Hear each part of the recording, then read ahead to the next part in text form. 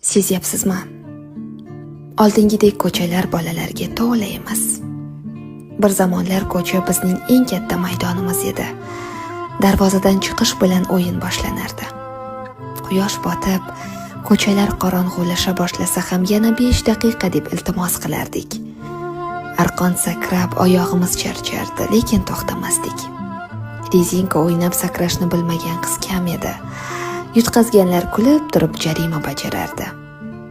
O'g'il bolalar esa to'p tepib bir oynani sindirsa ham ertasi kuni yana o'sha joyga qaytardi. Yoz kunlari muzqaymoqning qog'ozini yalab, qish kunlari esa qo'lqopsiz qorbo'ron o'ynardik. Qo'llarimiz muzlab qolsa ham uyga kirgimiz kelmasdi. Qor odam yasab unga ism qo'yardik, go'yo u ham bizning o'yinimizning bir qismi edi. Bugun esa ko'chalar jim. Derazalar ortida bolalar bor.